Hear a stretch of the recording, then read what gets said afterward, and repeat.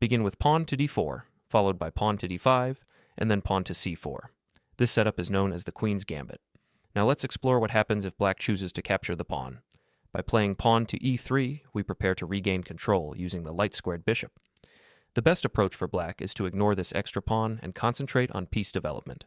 However, if black insists on keeping the material advantage, pawn to b5 is an option. In response, we strike with pawn to a4, directly challenging the support. At this stage, black has a few defensive choices. Playing pawn to a6 is ineffective because after exchanges, you can simply capture the rook. Now, what if black tries bishop to d7 instead? After the trades, you can place the knight on c3, putting pressure on the bishop. If the bishop retreats, it may seem like black is holding steady, since the bishop shields the pawn, and the knight reinforces the bishop. However, white has a decisive tactic here. Can you spot the winning move? Yes, the winning move is queen to f3. Now, the knight is stuck because moving it would leave the bishop undefended.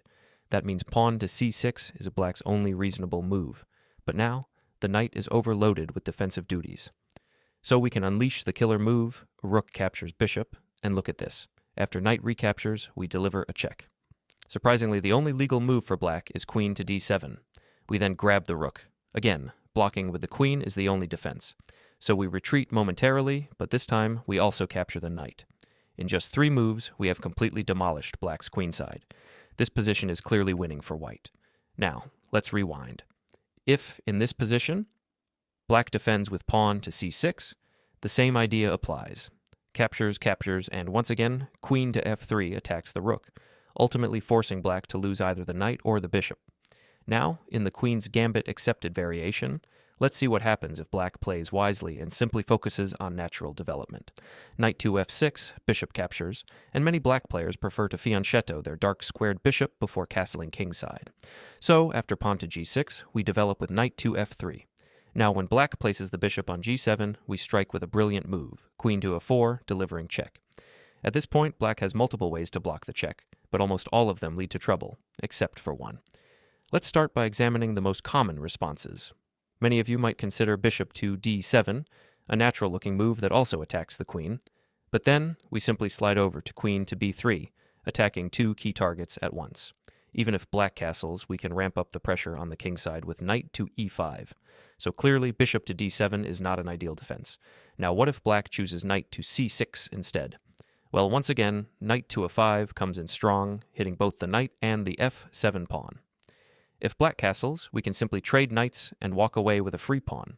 And if black tries to defend with the bishop, we have a crushing tactic, a fork on the queen and rook, winning material. Okay, let's rewind. What other options does black have? What if black plays knight to d7 instead? Well, now you have a stunning bishop sacrifice. After the king captures, you follow up with knight to g5, delivering check. If the king moves to e8, then it gets completely trapped, just like this. If the king steps to f8, we have a beautiful fork, and the queen is lost. And if the king moves to g8, then we have a forced checkmate in 4 moves. Can you spot it? Here we go. First, queen to c4, delivering check. The only safe square for the king is f8. Now, the immediate threat is queen to f7, checkmate.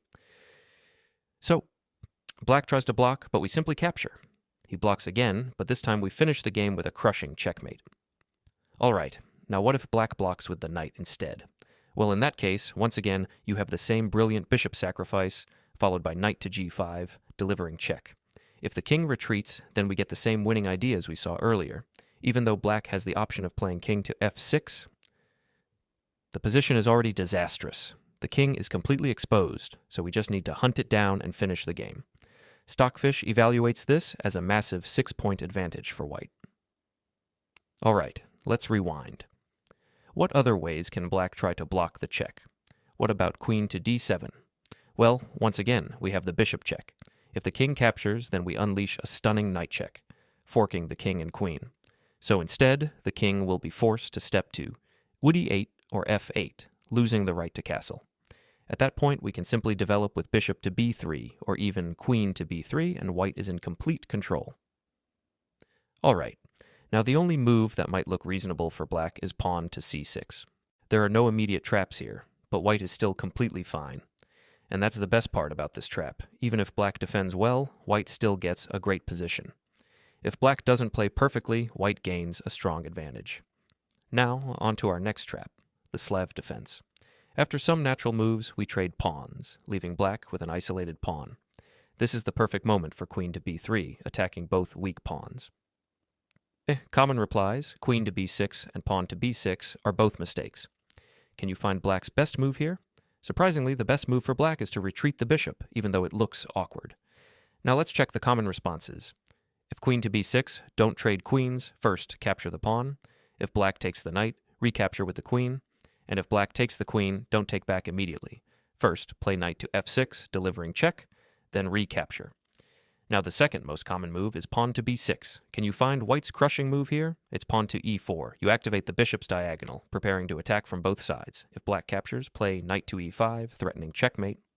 The only defenses are pawn to e6 or bishop to e6, but either way, bishop to b5. Delivering check follows. Black must block with a knight, after which bishop to g5 leaves both knights pinned and struggling to protect each other. Eventually, both knights fall, and white continues the attack.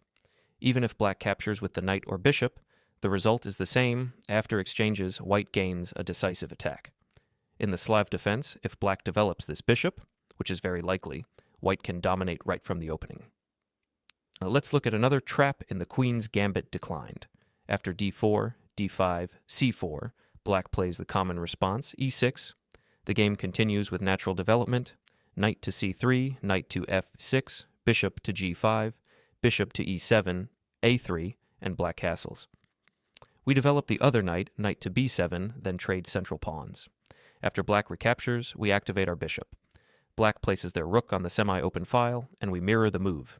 Black's c6 solidifies the center and stops knight to b5. This is a typical setup in the queen's gambit, and now it's time to set the trap. First, we castle. After black plays h6, attacking the bishop and creating space for the king, we retreat the bishop. Many players then try to trade off the bishop pair by playing knight to h5, aiming to exchange it for the bishop. But this is a mistake. Can you spot the best move for white? The brilliant move is knight takes on d5. Black can't capture the knight because bishop to c7 traps the queen.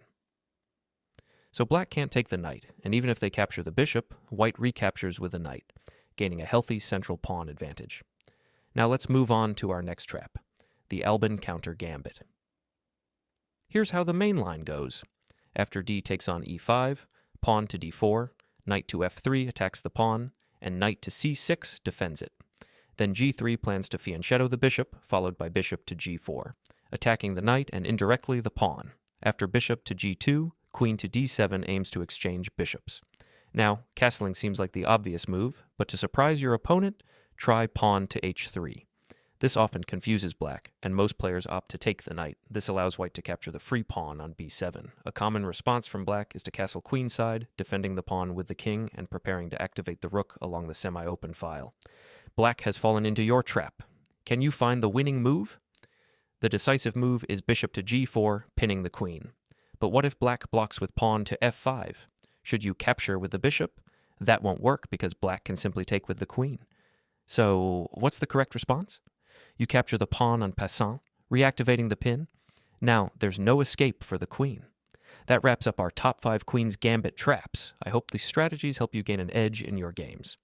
If you found this video useful, don't forget to hit the like button and subscribe for more chess tips and tricks. Thanks for watching.